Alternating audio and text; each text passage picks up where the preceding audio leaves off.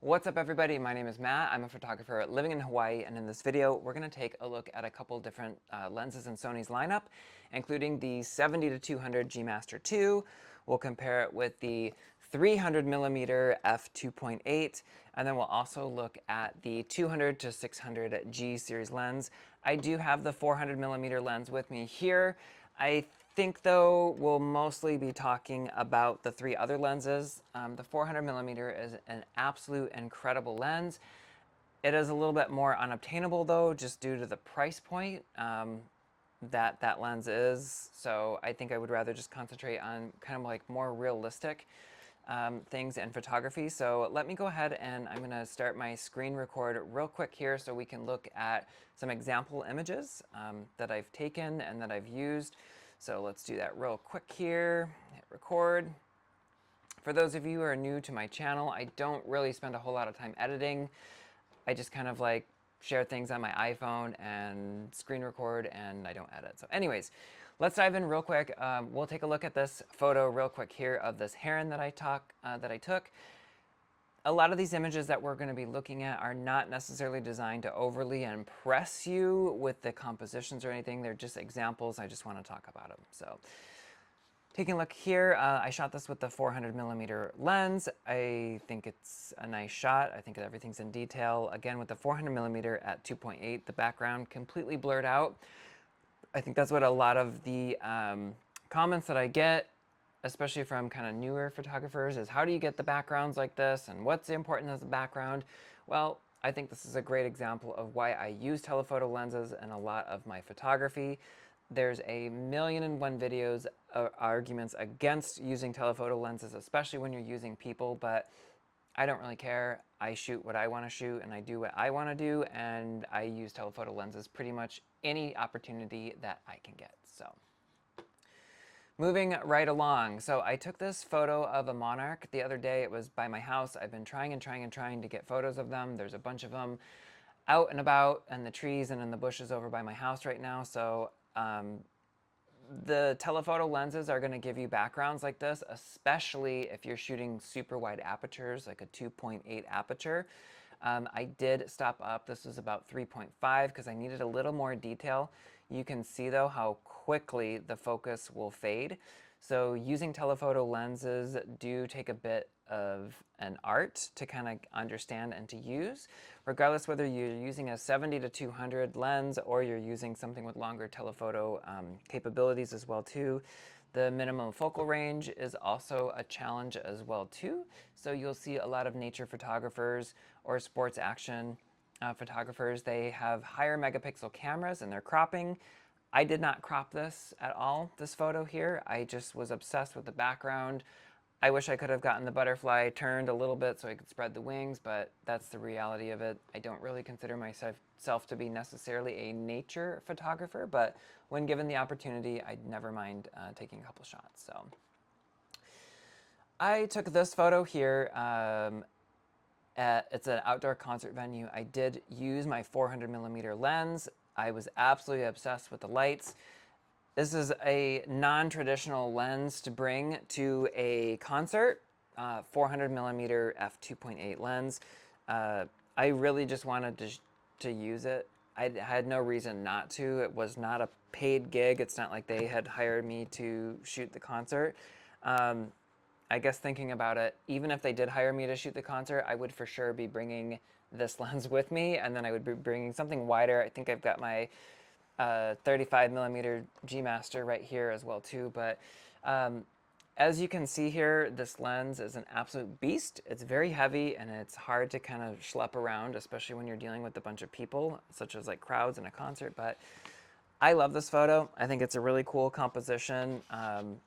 Coco and Breezy here, they were super cool, really fun set that they played, and I just thought, why not? I don't think you have to bring certain lenses just because everyone else brings those types of lenses and shoots with them.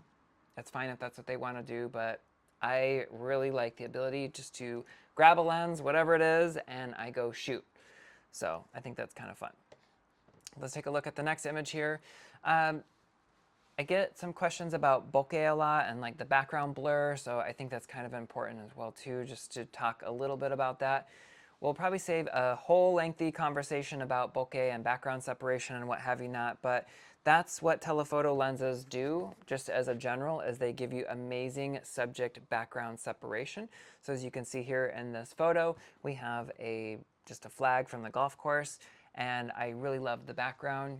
I didn't necessarily want them to be in focus. So a lot of my images, you will see I have bokeh, the background blur, is really prominent in a lot of my photos, and I really enjoy that. I have the ability to do that with f2.8 lenses, and not to mention telephoto lenses as well too. So let's move along here. One more photo. We'll take a look at the 400mm lens. So one reason why I really enjoy using telephoto lenses is because I want the reach.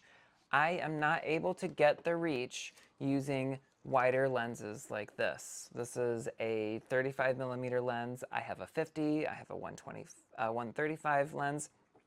I have a variety of options. I think a lot of photographers, when they first start out, they always hear like nifty 50, and they always hear, these wide, lenses that they want to use. I'm sure that has a time and a place, but for me and my channel, I shoot pretty much only telephoto lenses for just about everything. So anyways, I want the reach here. Really cool photo. I mean, just taking a look, that's tack sharp. It's really hard to beat the quality of these G Master lenses. This was shot on the 400mm lens. So one last example there, just a dog, nothing impressive, but it fills the frame up. Super cute photo. Okay, now let's get into the bread and butter of this video, and that's going to be the 300, the 70-200, and the 200-600 lens. So this is the 300mm lens. It comes with this really nice little leather lens hood on there. So this is the lens hood right up at the top here, which can easily be removed with a nice twist. This is an upgraded option here because it has a button here instead of the 400 and the 600. They do have a screw right here, which is a little kind of sketchy in my opinion. So I'm really glad they upgraded the 300mm lens to have this little button right here. So you just press it down, twist, and it comes right off. So that's a 300mm lens. It is ultra lightweight lens compared to the 70-200. Even though the size difference is really big, the 300mm actually weighs just as much as the GM2 70-200 lens, so it's incredible. Sports, action, wildlife, you name it, this lens is an absolute beast, and I highly, highly, highly recommend it if you are in the market for that type of focal length. So taking a look at some of the image quality, you guys, guess what? It's a G Master lens. It's a $6,000 lens. You would be crazy to think that this lens is not going to be sharp. I will say that there's definitely lenses in my collection that I lean more towards than not towards, because I do find that the quality of the colors that I get and the sharpness is a hair better.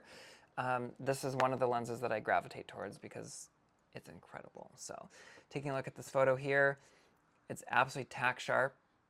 There's no crop on this as well. Again, I'm not a nature photographer or anything like that, but one obvious thing that you'll notice here about this is that I was using a small spot focus. I'm not really a bird photographer. I don't claim to be one.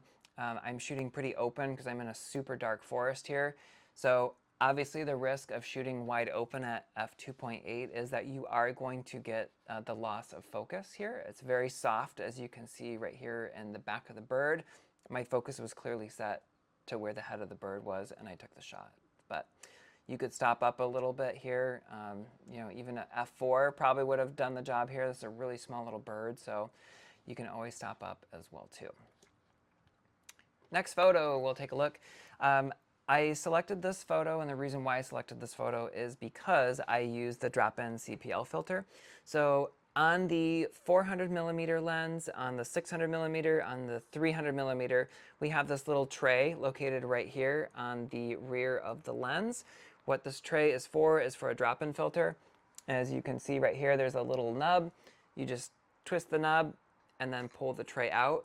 There is no filter in this one. This is just the standard ones that comes with it right here. As you can see, there's no tint or filter on there. So on the 400mm lens, let's take this one off.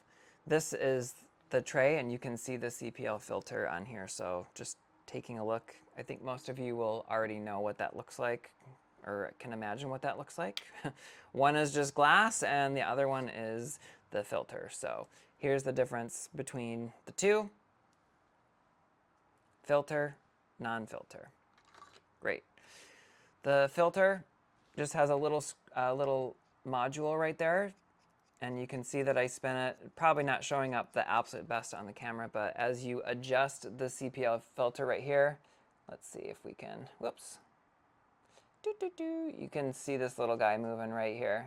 You see it moving there? So, cool. Anyways, so I did use this drop-in filter for this particular shot here. It was a really bright day, and I really wanted to get the water, kind of that blur effect on there. So I did that with the CPL filter, super slow shutter speeds, but pretty cool photo. This is just shot in JPEG.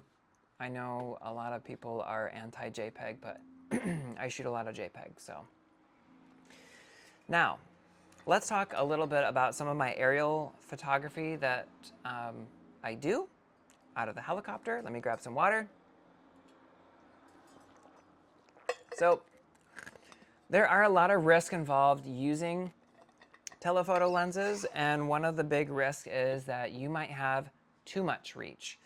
So this is the 200 to 600mm lens. It's really, really, really easy to get from 600 to 200, 200, 600. It's just like literally a quarter twist there, and it gets you there.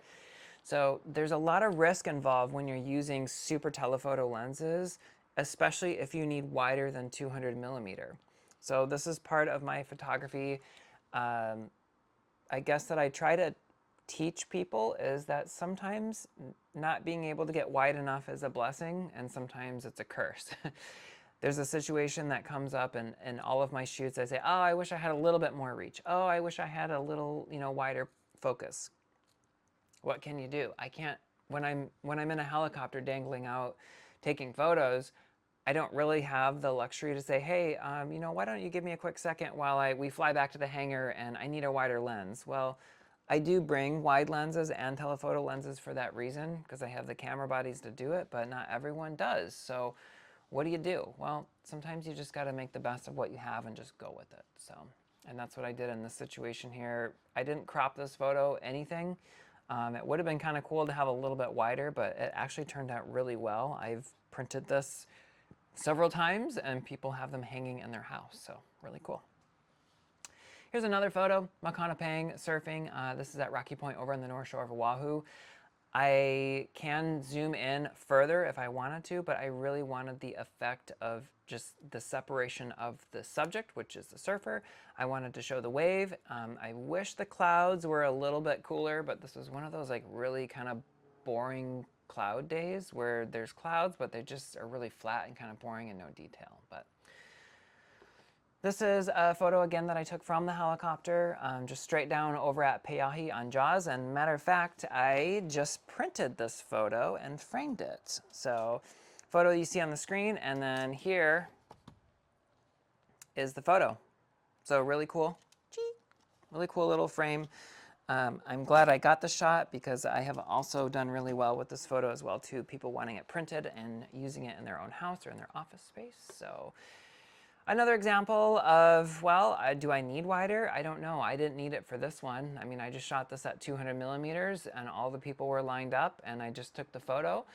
I don't have time to think about composition or wait for people to move. I'm flying in a helicopter, hanging out, shooting straight down, and I just took the shot and went for it. So next, I want to talk about teleconverters using any of Sony's white lenses. So if it is a white-based lens, you will be able to use the teleconverters. So with me right now, I just have the 1.4 X teleconverter. So as you can see right there, yay, it's great. The teleconverter looks just like this. So nothing crazy. Just a little nub goes right into the back of the lens. So let me grab one of my lenses here. And it's the same thing with your camera, where you just line up the dots and you line it up to here. And they also have the little white dots on there as well too. You put it in and you twist it on, the click, and it's on. I really like the 1.4x teleconverter, and the reason why I like it the most is because I think it's a little bit more accurate and quicker to focus than the 2x teleconverter. I don't want to say I've had issues with the 2x teleconverter, but I also have the option here to get the reach that I need. So if I know that 300 millimeters, or if I add a teleconverter, is not going to be enough, then I would either grab my 400 and add a teleconverter, or I would grab my 200 to 600 if I know what I'm shooting or when I'm shooting it. Teleconverters are nice. I think they are important to have, especially if you are in wildlife or any type of action that needs the distance. So this particular photo that we're looking at here, I needed the reach. There's 600 millimeters was not going to be enough. And so I grabbed my 2x teleconverter, I threw it on the back of my 200 to 600. So essentially in this photo here, I'm shooting 1200 millimeter equivalent focus. So the teleconverters, guys, don't change the focal length of the lens that you're using. So for example, the 1.4x is going to add another, about 120 millimeters to the lens or what have you not. So this is not a 420 millimeter lens. It's still a 300 millimeter lens with a teleconverter. It just kind of squishes down the view a little bit. You know, whatever your opinions on that is, whatever, that's fine. The teleconverters are really helpful to have. I highly recommend them. One thing that you do need to be aware of, though, is that the teleconverters do affect your minimum aperture as well, too. This lens, a 200 to 600 millimeter lens, is a slower lens. It's a 5.6 to 6.3 lens. So I think when you're at I believe it's 300 millimeters, it changes over from a 5.6 to a 6.3 minimum aperture. So the most wide open that you can shoot this with the teleconverter on there, it's going to be, I think, f11, I want to say is what it is. So just keep that in mind, that teleconverters do affect your minimum aperture. And that's why it's really helpful to have these lenses here, like the 2.8s, because using a teleconverter, I'm still gonna be able to shoot it at f4, which is an amazing, I guess it's a luxury to be able to shoot a 2.8 at that focal length. So moving right along, here's another photo that I took using the 2x teleconverter with the 200 to 600 millimeter lens. This is a great example. We've already kind of talked about this. Is it too much reach? So this is a pipeline here. I believe that using teleconverters, I believe that using the telephoto lenses do have some disadvantages, and this is like another example. I wouldn't mind being a little pulled back, but this is at 200 millimeters. I'm really close to the break. I mean, if you've ever been to pipeline before, the break is literally right in front of your face, and it's a little crazy. But overall, really cool photo still. I'm glad I got it. I love the drone in the photo here, the waves crashing here, and I'm just shooting literally right through it. I would have to say that's pretty in focus for what it is. I think it was starting to get a little soft with all these little distractions here, but it pulled through. I can clearly see branding on the side of this guy's arm here. You can see his mouth is wide open, and he's like, whoa. Really cool photo, though. Here's a great example of, thank God I had enough reach. So this image was cropped in a little bit, but not a ton. It wasn't like the waves were not super, super huge this day for this photo, but the waves were really clean. And I love this photo of Makana Ping here coming through the curtain there.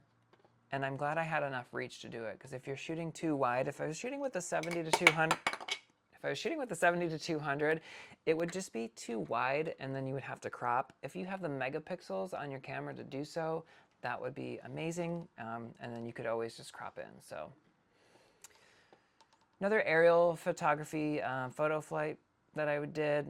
Really cool photo of this wave breaking. I think I actually meant to put this in with the 200 to 600, but another example of shooting at 200 millimeters with the 200 to 600.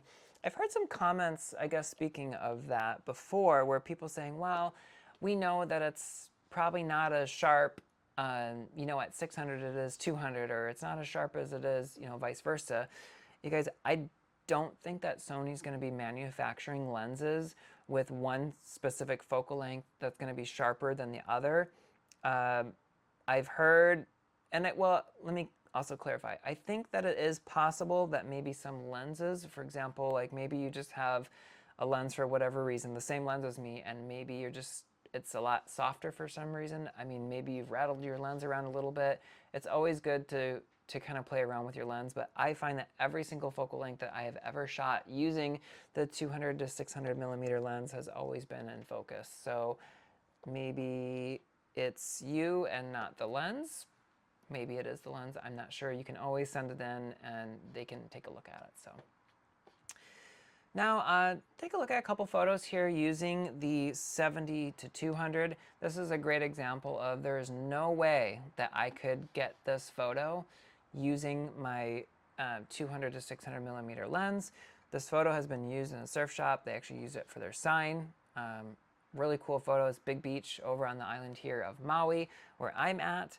The 70 to 200 is really truly one of the most practical lenses that you can buy. I've shot weddings with it before. I've shot portraits with it before. I guess I consider this a landscape or a seascape with it before. It's really helpful to have, and I don't see any reason why you should not get this. I know that they did just release the 70 to 200 G series. So this is a G Master lens, or the Gold series lens, as you can tell by the label on here. The G Master lenses do make a difference in your work.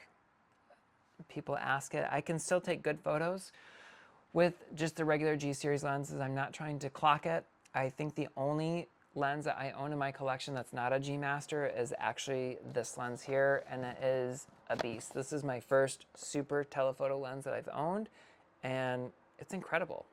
It's still incredible, so I'm not trying to knock it, but people will ask me what's the difference between the G series and the Gold Master series or the GM series, and you know, it's just, I guess I always have to use the scenario of it's like a car, right? I mean, we have so many different car manufacturers out there. Well, why are some cars hundreds of thousands of dollars and why are some cars not? It has 4 wheels, a steering wheel, doors that close, and it still works, but I want the premium image quality, and you get the premium image quality using G Master glass. So that's why I shoot it, and that's why I'm able to get the results that I do. You can still get fantastic results with the G series lenses, and once again, I'm not trying to knock those, but that's the route that I took with my image quality. And in fact, I'm still shooting with really old technology. This is an A9 Mark I that I have taken a lot of the photos that we've looked at today using. I still have, this is the 7 III. I think I have 3 of these cameras, and I still use them to this day. So I guess if you're going to learn anything from this video in regards to telephotos, is you need good glass and you'll get better image results, typically as long as you understand settings and making sure you're getting good exposures. So enough of rambling. Let's look at the next photo here. Really cool photo. Just a starburst I took.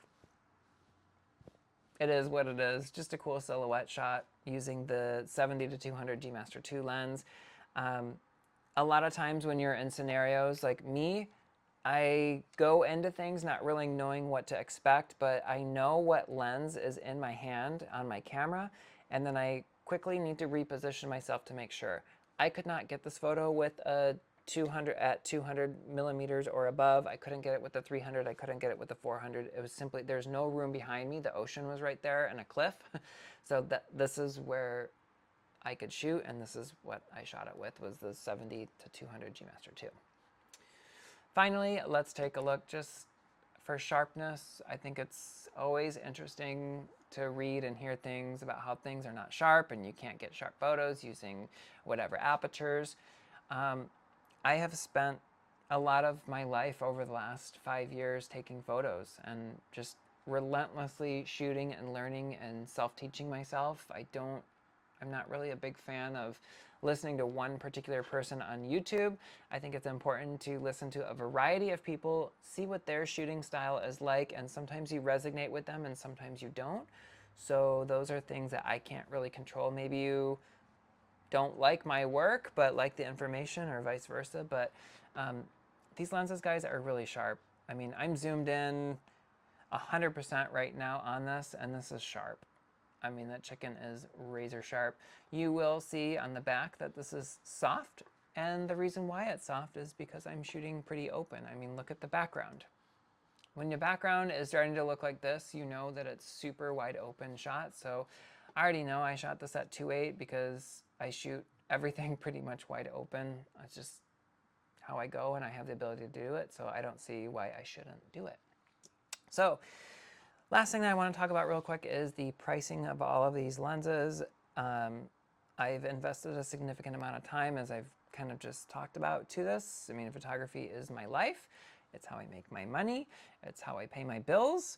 And I also do not invest in lenses that I know I cannot recuperate the money. So when I made the plunge and finally decided to buy the 400mm lens, it was a really nerve-wracking decision to make, but I knew I could make my money back on it doing a various shoots. So I do, I've done senior portraits with it before. I have done helicopter flights with it before and taught students how to use it. I've done sports, action, a little bit of wildlife with it, and I was able to recoup my money from it. So let's first of all start with the 70-200 price-wise. This is a brand new series, or pretty brand new series now. It's been out for a little while here. This came in at about $3,000 for the G Master lens. I know that the f4 version of this is significantly cheaper, so if you are in need of a 70-200 lens, I would highly recommend considering either this lens or the f4 version of it as well too.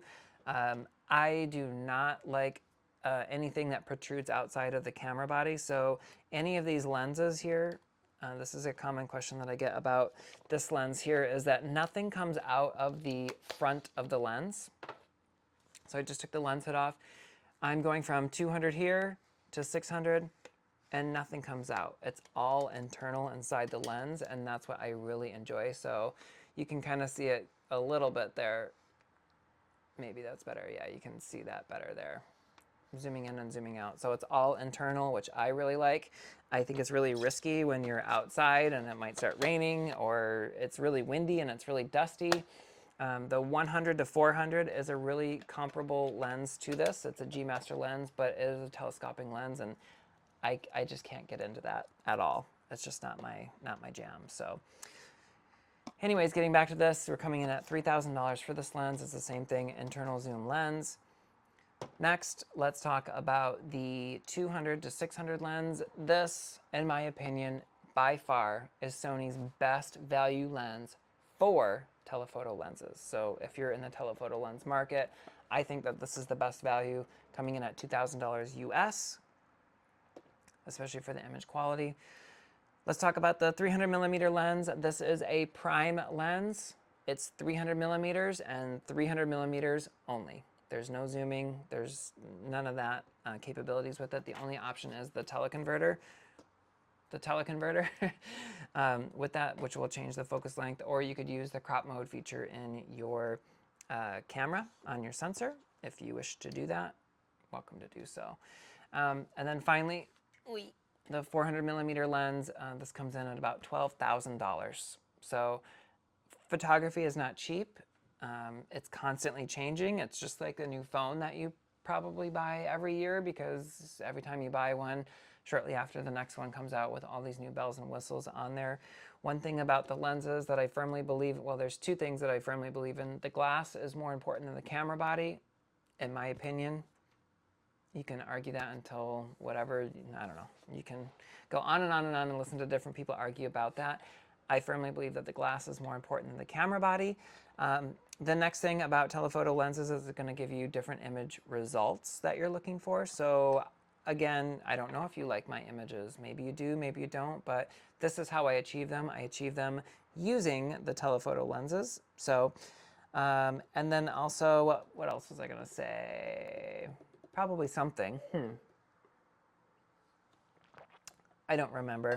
I tend to ramble and go on. So that is what it is. If you have any other questions about these lenses, I get messages on Instagram a lot, so people find my YouTube videos and then they message me. So if you have questions or need help with anything, you can shoot me an email. It's just my username, instamommymatt@gmail.com. You can send me a message on Instagram. You can add a comment below. Just let me know how I can help you with your photography journey. And if you're debating on getting one of these lenses and maybe not sure what you need, I think the 300mm is probably one of my most favorite lenses in the lineup of Sony's collection, and I've used it on all different camera bodies, including the A9, the A7R4. I've used it with the 7C2, which the 7C2 is probably my all-time favorite little camera body to travel with and get around and take some amazing photos with. And this 3 series here that I still have and I'm still shooting with. So awesome little lens to put on the camera body and get some amazing pieces of photography. So if you have any questions, let me know. Until the next video, we'll see you next time. Gee.